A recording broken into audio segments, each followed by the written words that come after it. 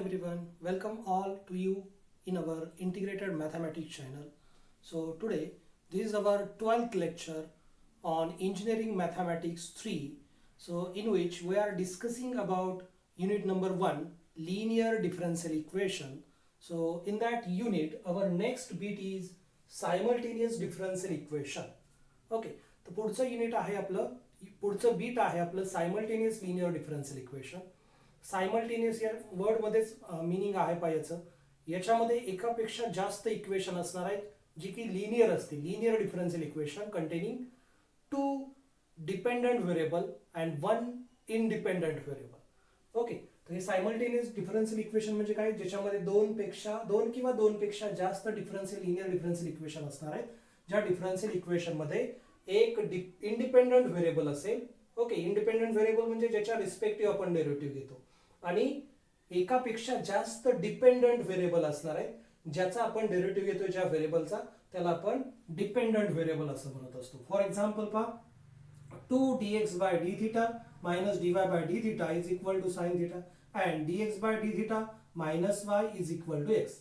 या ठिकाणी x आणि y हे दोन डिपेंडंट व्हेरिएबल आहेत आणि थीटा हा इंडिपेंडंट व्हेरिएबल आहे. दोन्हीच्या दोन्ही लिनियर आहेत का?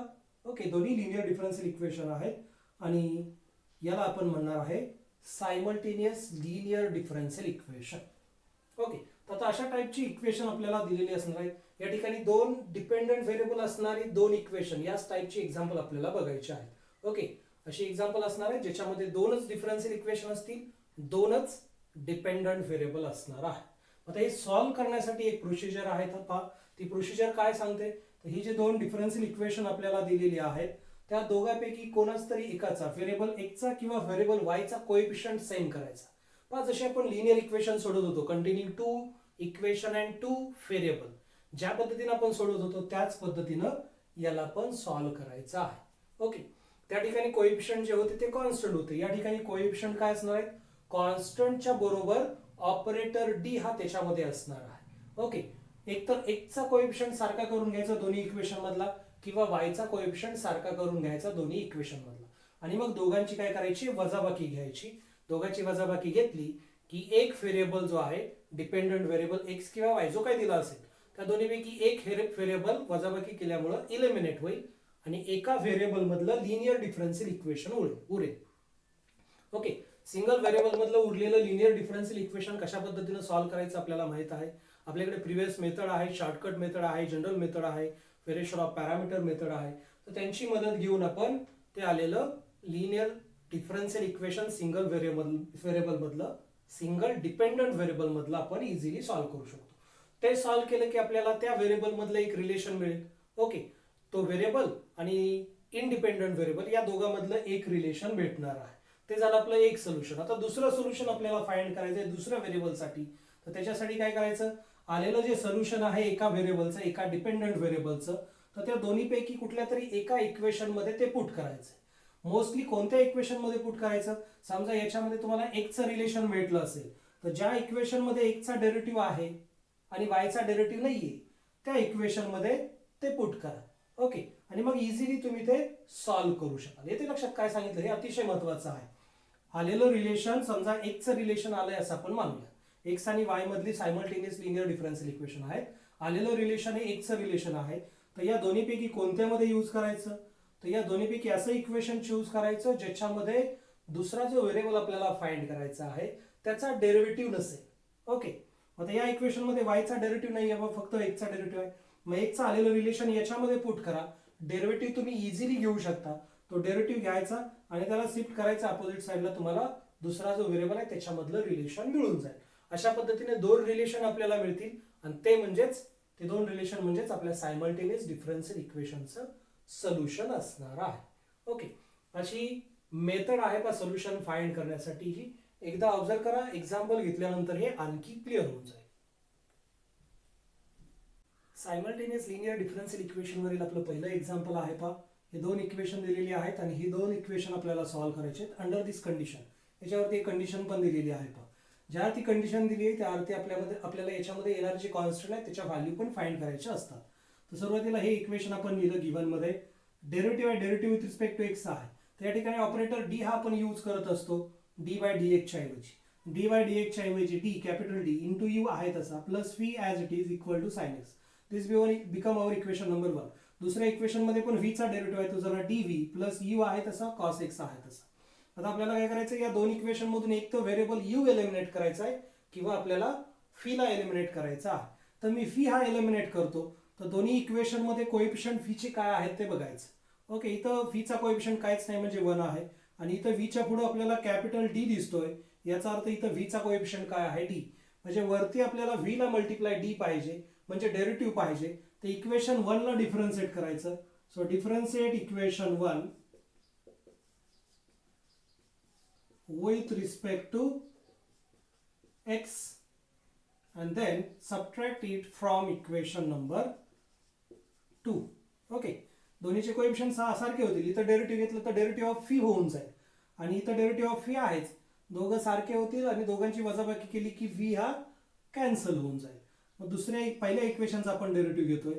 तर डी यूचा डेरिव्हेटिव्ह घेतला तो झाला डी स्क्वेअर यू प्लस व्हीचा डेरिव्हेटिव्ह घेतला तो झाला डी व्ही. कारण यू आणि व्ही काय फंक्शन आहेत आपल्याला माहित नाही ते तर आपल्याला फाइंड करायचे आहेत. इक्वल टू साइन एक्सचा derivative cos x since D D x of sine x is cos x हे सर्वांना माहित आहे. ओके, आणि त्याच्यातून वजा करतो इक्वेशन 2. पहा इक्वेशन 2 मध्ये अगोदर व्ही ची टर्म आहे नंतर यू ची टर्म आहे.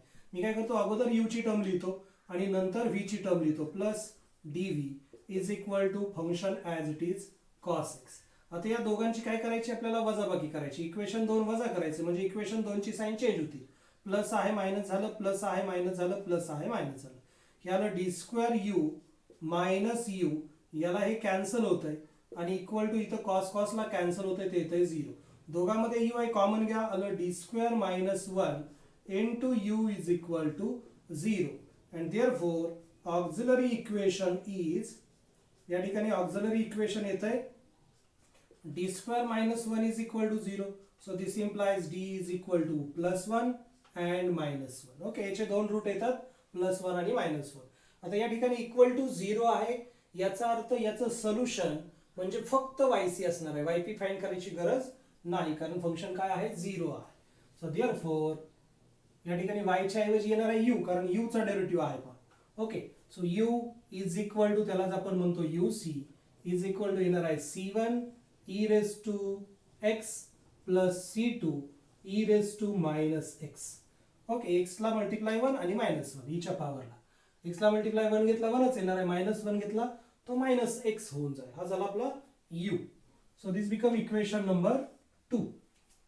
ओके, आता या पद्धतीने u आपल्याला भेटलेला. आता काय करायचं आपल्याला v फाइंड करायचं आहे.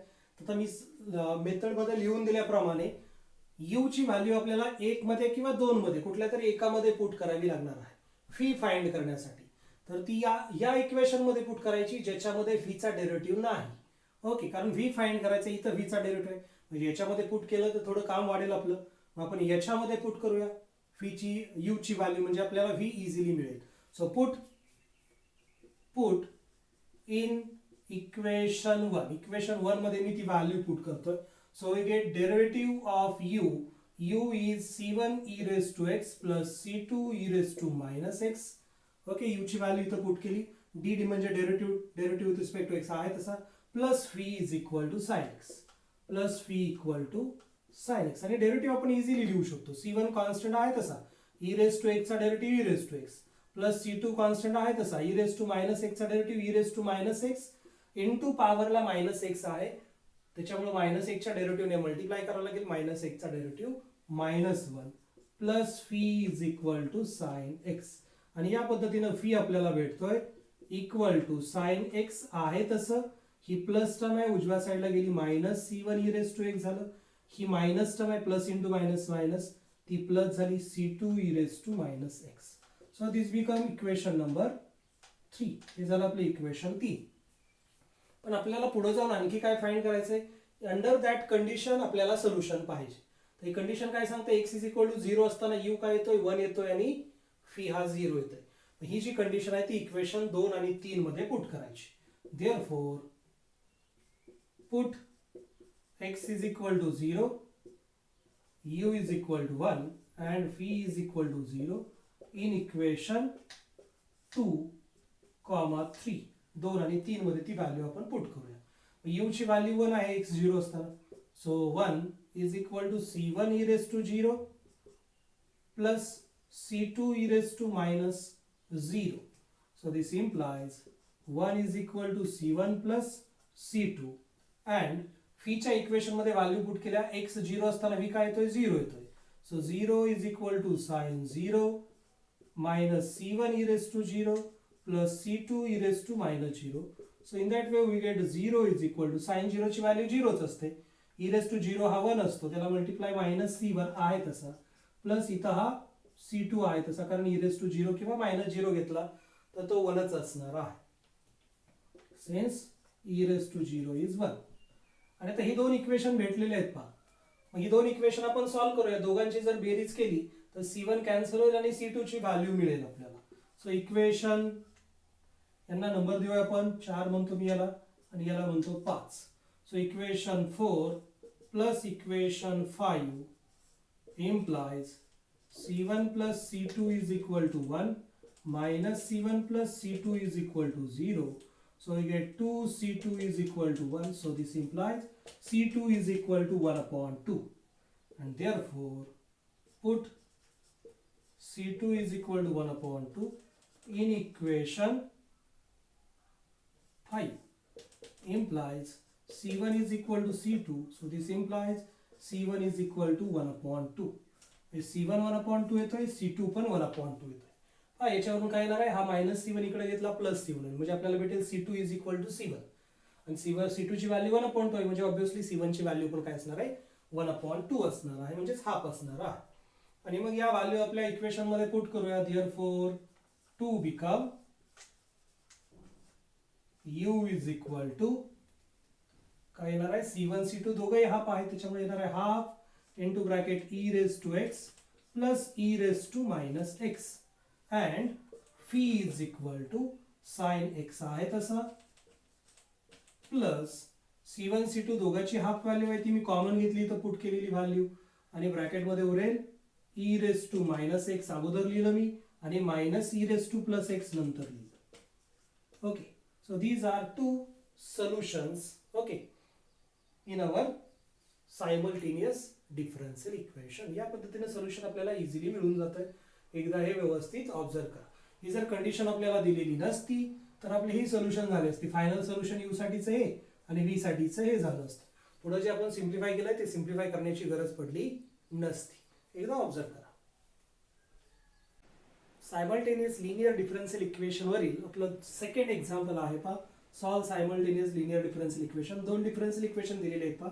याला ऑपरेटर डी मध्ये लिहितानाच गिवन मध्ये ऑपरेटर डी मध्ये लिहायचं.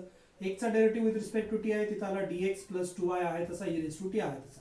इक्वेशन 1 झालं. इक्वेशन 2 मध्ये y चा डेरिव्हेटिव्ह आहे तर dy आला मायनस 2x आहे तसा e raise to minus t आहे तसा. हे पहिलं आणि हे दुसरं इक्वेशन झालं. एक तर x चा कोएफिशियंट सेम करून घ्या किंवा y चा कोएफिशियंट सेम करून घ्या. आपण y चा कोएफिशियंट सेम करूया. इक्वेशन 2 मध्ये y चा कोएफिशियंट आहे d आणि इक्वेशन 1 मध्ये y चा कोएफिशियंट आहे 2. तर इक्वेशन 1 ला डिफरन्शिएट करा म्हणजे कोएफिशियंट d येऊन जाईल.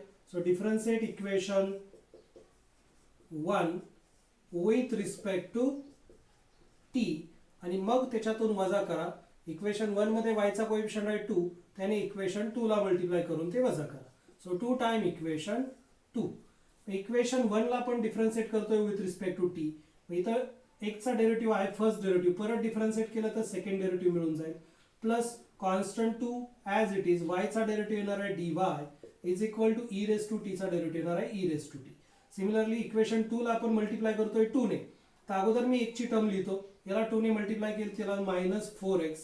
याला 2 ने मल्टिप्लाय केलं त्याला plus 2 dy is equal to याला 2 ने मल्टिप्लाय केलं त्याला 2 e raised to minus t. या ठिकाणी derivative of e raised to t is e raised to t. Okay आणि आता या दोघांची काय करायची आपल्याला वजाबाकी घ्यायची आहे म्हणजे यांची साइन चेंज होतील. इथं मायनस साइन आहे ते प्लस होईल प्लस आहे ते मायनस होईल प्लस आहे ते मायनस होईल. हे आलेलं आहे D square x plus 4x. याला हे कॅन्सल होत आहे सेम विथ अपोजिट साइन आहे आणि हे आलं e raise to t minus 2 time e raise to minus t. Okay याच्यातून x कॉमन काढा म्हणजे आपल्याला भेटेल D square plus 1 into x is equal to e raise to t minus 2 e raise to minus t. आता हे linear differential equation झालेलं आहे with constant coefficient. तर या ठिकाणी मी याचं ऑक्झिलरी इक्वेशन लिहितो. सो ऑक्झिलरी इक्वेशन इज, या ठिकाणी ऑक्झिलरी इक्वेशन आहे D square plus 1 is equal to 0. त्याच्यावरून डी येणार आहे प्लस मायनस, सॉरी इथं 1 नाही आहे, इथं 4 आहे. तर ऑक्झिलरी इक्वेशन झालं D square plus 4 is equal to 1. So D is equal to plus minus 2i and therefore इथं x चा डेरिव्हेटिव्ह आहे म्हणजे x सफिक्स c येणार आहे कॉम्प्लिमेंटरी फंक्शन साठी.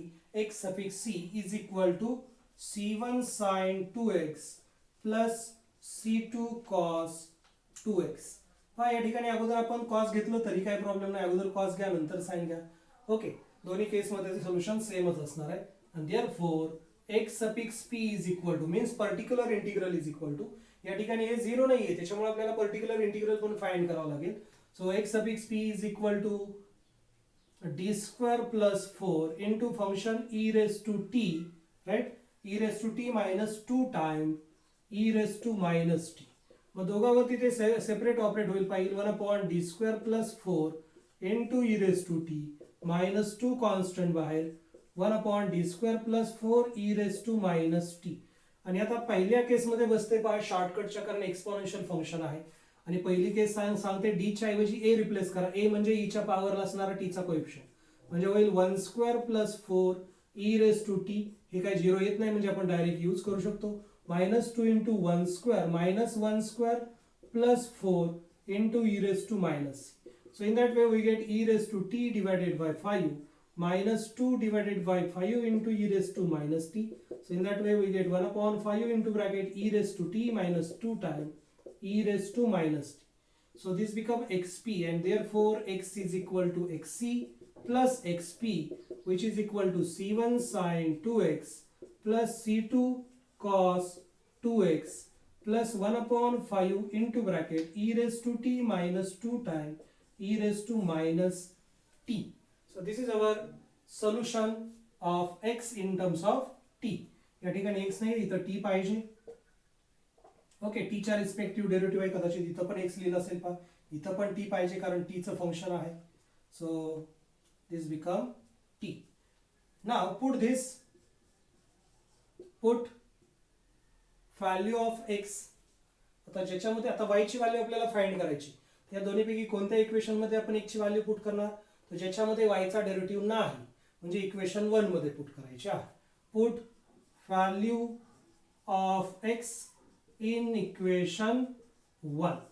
So we get derivative of x. So x is c1 sin 2x plus c2 cos 2x, sorry 2t, then plus 1 upon 5 into bracket e raised to t minus 2 times e raised to minus t.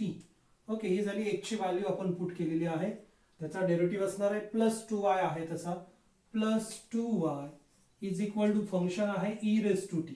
आता derivative घ्यायचा आहे पहा, c1 constant आहे तसा sin 2t चा derivative cos 2t आणि त्याला multiply 2t चा डेरिव्हेटिव्ह कारण कंपोजिट फंक्शन आहे 2t चा डेरिव्हेटिव्ह 2 प्लस इथं मायनस येणार आहे cos चा डेरिव्हेटिव्ह मायनस असतो 2 टाइम्स c2 sin 2t बरोबर.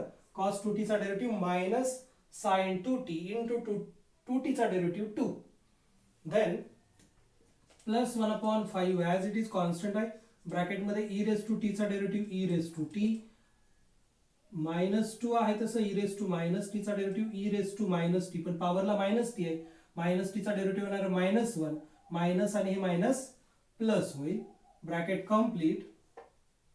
Okay, plus 2y is equal to e raised to t.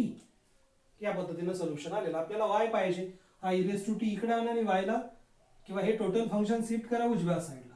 therefore y is equal to 1 upon 2 बरोबर. हा 2 मल्टिप्लाय इकडे गेला डिवाइड होईल 1 upon 2 कोणाला, हे फंक्शन आहे e raised to t आणि हे उरलेलं जे फंक्शन आहे 2y व्यतिरिक्त ते शिफ्ट होईल, त्याचं साइन चेंज होईल minus 2c1 cos 2t minus 2c2 sin 2t plus 1 upon 5 into bracket e raised to t minus 2 e raised to minus t bracket complete.